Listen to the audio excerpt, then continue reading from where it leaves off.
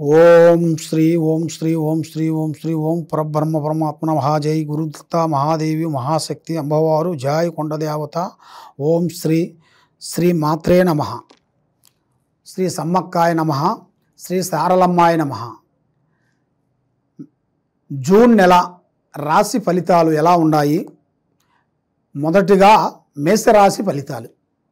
ఈ మేషరాశిలో ఉండవలసిన వాళ్ళందరికీ స్థితిగతులు ఎలా ఉన్నాయి, వాళ్ళ యోగ నక్షత్రం ఎలాగుంది, వాళ్ళ స్థాన ప్రభావం ఎలాగుంది, వాళ్ళ జరిగేది జరగాల్సింది కుటుంబము చేయాల్సిన పనులు ఎలా ఉన్నాయి అనేది ఇప్పుడు మనం చెప్పబోతున్నాం.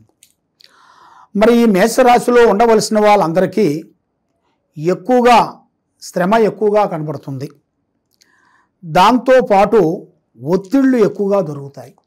వాళ్ళు చేసే పనిలో కానీ, వాళ్ళు చేయాల్సిన కార్యక్రమాల్లో కానీ, ఇంట్లో అయినా కానీ బయటైనా కానీ వాళ్ళకి లేనిపోయిన ఒత్తిళ్ళు, అనేకమైన ఇబ్బందులు ఎదురయ్యే మార్గాలు కొన్ని కనబడుతున్నాయి. మరి ఈ జూన్ మాసమున 15వ తారీఖు లోపులో జాగ్రత్తగా ఉండాలి.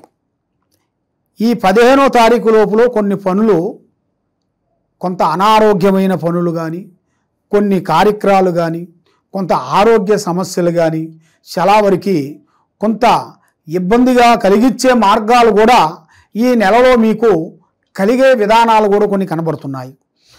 మరి ఈ సమస్య మరి ఎందువల్ల వస్తుంది ఏమిటా అని చాలామందికి చాలా సందేహాలు ఉంటాయి. మరి ఈ రాశిలో చూసుకుంటే ముఖ్యంగా ఏలునాటి శని అనేది ప్రారంభమైంది.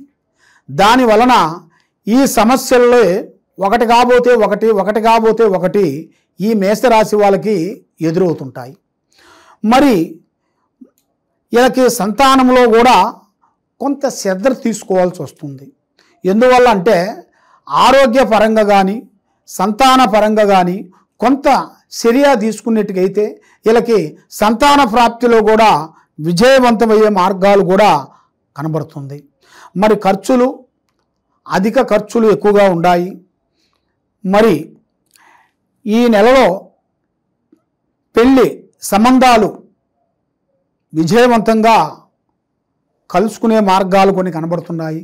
కాబట్టి మ్యారేజ్ వరకు కొద్దిగా లేట్ అయ్యే మార్గాలు కొన్ని ఉన్నాయి. మరి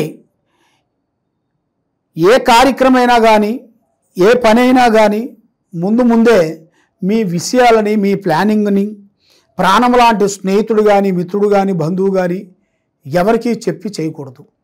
మరి విద్యారంగంలో చూసుకుంటే కొంత ఇబ్బందికరమైన విద్యలో కూడా కొంత ఇబ్బందిమైన సమస్యలు కొంచెం ఎదురయ్యే మార్గాలు కనబడుతున్నాయి. కాబట్టి విద్యలో కూడా కొంచెం జ్ఞాపక శక్తి కూడా మీకు ఇబ్బందిగా కనబడుతుంది. కాబట్టి మీరు విద్యారంగంలో కొంత జాగ్రత్తలు తీసుకోవాలి. మరి ఆ విద్యారంగంలో కొంచెం జాగ్రత్త తీసుకోకుండా మనం చదివేసాము, రాసేసాము, అయిపోయిందిలే అంటే కాదు. దానికి కొంచెం టైం తీసుకోవాలి. దానికి కొంచెం జ్ఞాపక శక్తి తెచ్చుకోవాలి. మరి దానికి కూడా ఒక టైం తీసుకోవాలి. మరి పెద్దవాళ్ళ మాటను కొంచెం గౌరవించాలి. దాంతోపాటు వృద్ధుల్ని ఎక్కువగా అభిమానించాలి. అంటే ముసలి వాళ్ళకి గౌరవించాలి, వాళ్ళకి సాకారం చేయాలి.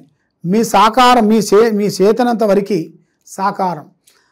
కష్టపడుతున్నారు అనుకోండి, వాళ్ళు అలాంటి కష్టపడే వాళ్ళకి మీ చేతుకుంటా ఏది లేని వాళ్ళకి, ఉన్నవాళ్ళకి కాదు, లేని వాళ్ళకి, కూలి చేసుకునే వాళ్ళకి, కష్టం చేసే వాళ్ళకి, పని చేసే వాళ్ళకి, ఏదో బాధపడే వాళ్ళకి మీ చేతుకుంటా వాళ్ళకి ఒక ఆహారమో, ఒక వస్తువో, ఒక నీళ్ళ బాటలో ఏదో ఒకటి మీకు తోసింది, మీ శక్తి ఉన్నది చేసినట్టుకైతే ఆ శని ప్రభావము మీ మీద తక్కువ మొహం పెట్టే మార్గాలు కూడా కొన్ని కనబడుతున్నాయి. మరి ఈ జూన్ 16 నుంచి రాజకీయంలో కూడా, సినీ రంగంలో కూడా మెరుగైన విధానాలు కొన్ని రాబోతున్నాయి. పెద్ద ఫలితాలు. మరి రాజకీయ విధానంలో కూడా, ఈ సినీ రంగంలో కూడా, ఈ యూట్యూబ్ రంగంలో ఉండవలసిన వాళ్ళు కూడా, ఈ న్యూస్ ఛానల్లో ఉండవలసిన వాళ్ళు కూడా కొత్త అవకాశాలు కొన్ని రాబోతున్నాయి.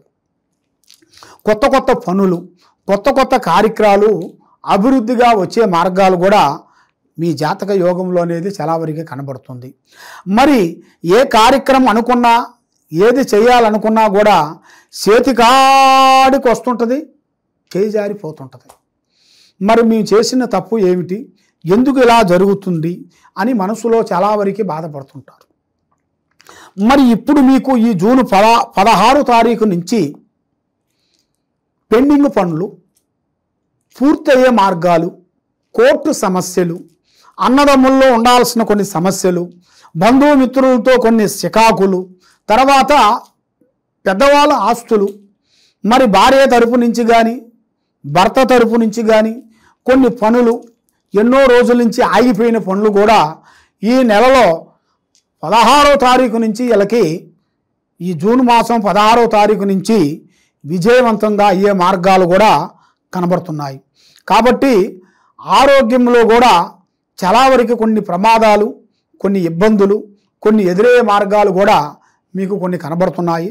కాబట్టి ఈ శని ప్రభావం వలన మీరు ఏ కార్యక్రమం అనుకున్నా, ఏ పని చేస్తాం అనుకున్నా కూడా దగ్గరకు వచ్చింది దూరం కావటం, అలాంటిది కొన్ని సమస్యలు కొన్ని ఎదురవుతుంటాయి. మరి ఎగసాయదారులకి మీరు చేయాల్సిన పనులలో, మీరు చేసే ఎగసాయం విశేషాల్లో కూడా కొంత ప్రాబ్లమ్స్ కూడా కొన్ని కనబడుతున్నాయి. కాబట్టి మీరు కొంత జాగ్రత్త తీసుకోవాలి. మీరు చేసే ఎగసాయంలో కూడా కొన్ని జాగ్రత్తలు కొన్ని పాటించి, మరి మీరు ఆ సిచ్యువేషన్ బట్టి ఈ నెలలో కొంత విపరీతమైన గాలులు, విపరీతమైన వర్షములు, తర్వాత ఎండలు అలాంటి విపరీతంగా కొన్ని వస్తుంటాయి.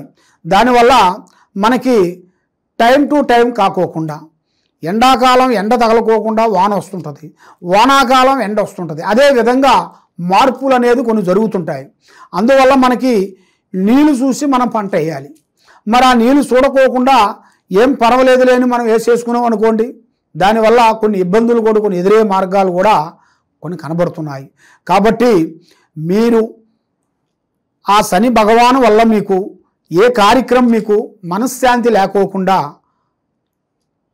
అంటేది అంటకుండా, ముట్టేది ముట్టకుండా మీకు కొంత అధోగతి పాలయ్యే మార్గాలు కూడా కొన్ని కనబడుతున్నాయి. కాబట్టి మీరు చేయాల్సిన పూజాబలం, ఆ శని భగవానికి మీరు పూజాబలం మీరు చేసినట్టుకైతే మీకు దగ్గరలో ఉండాల్సిన టెంపుల్ దగ్గరికి వెళ్ళి అక్కడ నవగ్రహాల చుట్టూ 9 వారాలు శనివారం రోజున మీరు తలస్నానం చేసి మీ చేతికుంట నల్లటి నూనె తీసుకొని 9 ప్రదర్శనలు చేసిన తర్వాత ఒక నల్లటి గుడ్డ దాంట్లో దీపారాజన పెట్టేసి, దాంట్లో కొంచెం బెల్లం గడ్డ, నవధాన్యములు దాంట్లో పెట్టేసి 9 వారాలు తిరిగేసిన తర్వాత లాస్ట్ వారం రోజున ఆ బెల్లం గడ్డ దీపారాజన వెలిగించి నల్లటి గుడ్డలో పెట్టి అక్కడ 9 సార్లు మీరు ప్రదర్శన చేసినట్టుకైతే మీ మీద ఉండాల్సిన